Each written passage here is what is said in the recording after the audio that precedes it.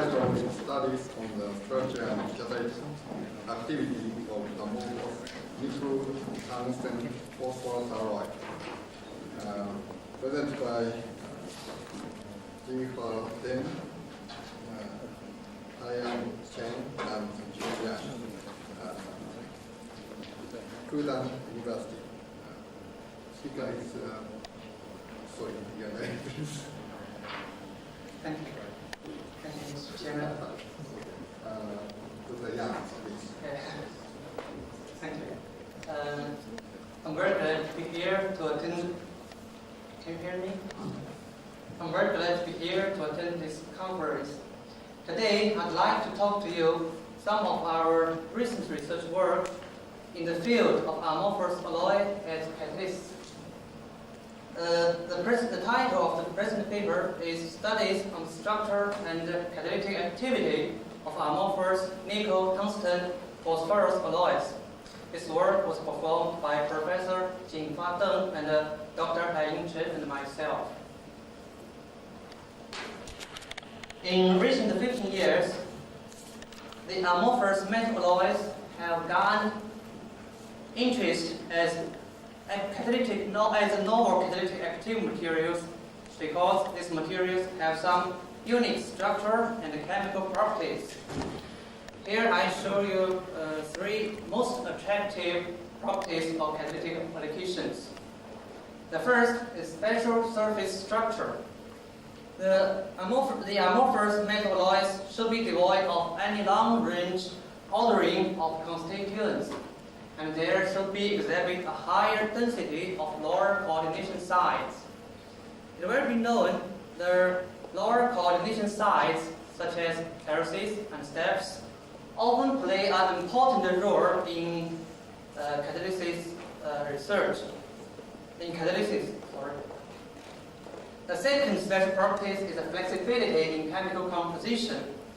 This property is benefit for fine-tuning of electronic properties. Another special property is structure and chemical isotropy. The amorphous metal alloys are ideally chemically homogeneous and structurally isotropic. This is a very good property for catalytic research. It can be said just these unique properties make amorphous metal alloys interesting materials for catalytic research. In our research group, we have concerned this field from 1985. At early of the research, we used the amorphous metal alloys prepared by rapidly quenching method. In recent years, we have turned our focus on the amorphous alloys which prepared by chemical reduction method, because the amorphous alloys prepared by rapidly quenching method often has a very small specific surface area.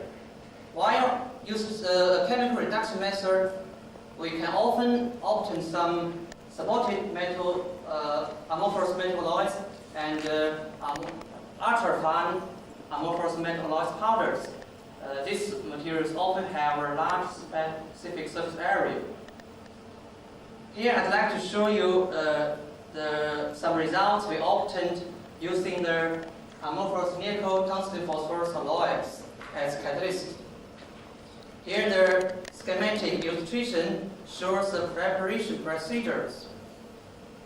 We first mixed an aqueous solutions which contain these four compounds, and we used the sodium hydroxide to adjust the solution to adjust the pH of the solution to 11, and then we heated the solution to 90 centigrade and with vigorous stirring, and we maintain the solution at this temperature, and we can observe some fine glaciated precipitate form.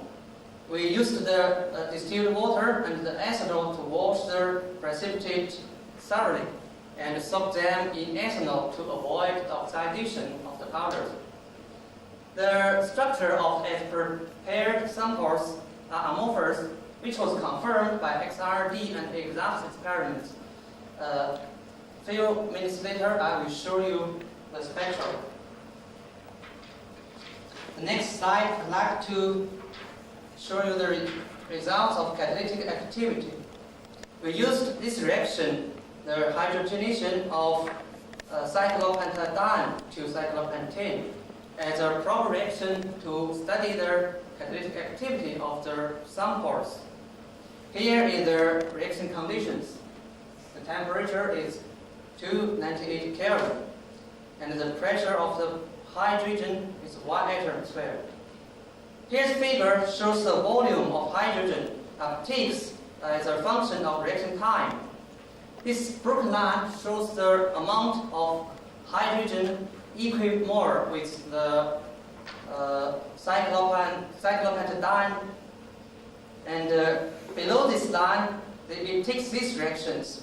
So we use these data to compare their catalytic activities between the two samples. The A is on nickel phosphorus, B, C, and D are on the nickel tungsten phosphorus. The content of their constants increased from B to D. From this figure, we can clearly observe the reaction rate on nickel tungsten phosphorus powders are more rapidly than that on nickel phosphorus powder. Here, the reaction rate on nickel phosphorus is 36.7, while on nickel tungsten phosphorus is 72.3. This reveals that the tungsten containing amorphous alloy powders have a higher catalytic activity. This was clearly observed from the turnover frequency results. On nickel phosphorus is 0.352, but on nickel tungsten phosphorus powders is 1.837. What's the reason for the difference between the two samples? I'd like to show you the XPS results. Here's the XPS spectra of the samples. A is for nickel phosphorus alloy powders. B is for nickel tungsten phosphorus alloy powders. Comparing this binding energy with that of standard samples, we can correspond this species to metallic nickel species, and this to oxidized phosphorus, and this to elementary phosphorus species. Therefore, we can propose on the nickel phosphorus powder surface, there are metallic nickel species, phosphorus oxide, and elementary phosphorus species. But on the surface of nickel tungsten phosphorus powders, there are metallic nickel, elementary phosphorus, and tungsten species. Most of tungsten species are oxidized tungsten, and there are only a little amount of metallic tungsten was observed. Comparing these two spectra, we cannot find any obvious distinguish not only the binding energy but also the peak shape. This reveals that the electronic state of metallic nickel for two samples are similar. Since the metallic nickel species are active sites for these reactions, therefore we can conclude the electronic state of active sites for the two samples are similar. So we can propose the difference of catalytic activity between the two samples maybe is not due to the electronic state of active sites, maybe due to the different local structure of the samples. I will provide some evidence to prove this. This is the DSC diagrams of nickel tungsten phosphorus powders. A is for nickel phosphorus powder. B, C, and D is for nickel tungsten phosphorus. Also, from B to D, the content of tungsten increased. From this figure, we can find a markedly change. Look at this, the intensity of the peak at lower temperature increased with increasing the content of the tungsten, which in contrast to that peak at high temperature is decreased. Also, the peak temperature for two peaks shift towards the lower temperature. This difference reveals the adding a small amount tungsten in amorphous nickel phosphorus alloys can change the crystalline procedure. The different crystalline procedure means a different local structure. Therefore, we can conclude adding a small amount of tungsten in nickel phosphorus alloys can change their local structure, which was confirmed by XRD results. Here is XRD spectra of nickel phosphorus. Here is the XRD spectra for nickel tungsten phosphorus. This broad peak shows the amorphous structure. Comparing these two figures, we can find two different points. The first, look at the second curve from the bottom. When we heated the sample of nickel phosphorus powder to 573 Kelvin, this peak becomes sharp and the intensity of the peak increased.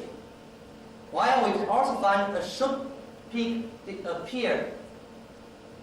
It was obviously seen when we heated the sample to 633 Kelvin. But when we heated the nickel tungsten phosphorus powder to 573 Kelvin, this broad peak did not evidently change. This is the first different point. The second different point is the different composition of the crystalline. The crystalline nickel phosphorus sample contains two crystal pieces, crystal nickel and crystal nickel 3 phosphorus. But the crystalline nickel tungsten phosphorus powders contains 3 crystal pieces.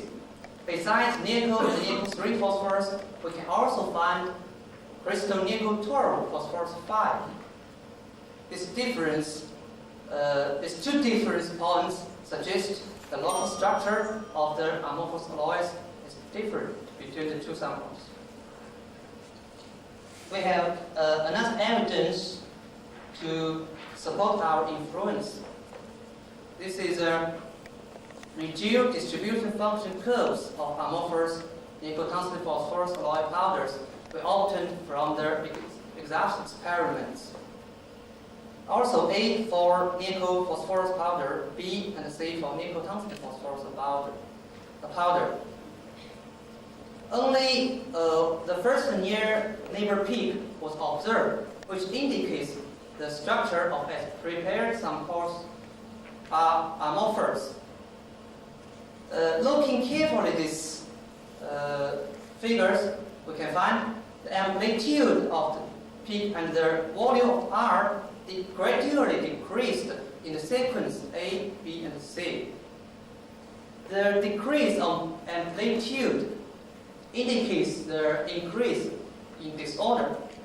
The decrease of the volume of R indicates the interaction between the nickel and phosphorus atoms in nickel tungsten phosphorus alloys is stronger than that in nickel phosphorus amorphous alloys. It was also confirmed by the increase of the short peak intensity. This short peak was observed in the lower distant side of the peak. The intensity of the peak increased with increasing the content of tungsten.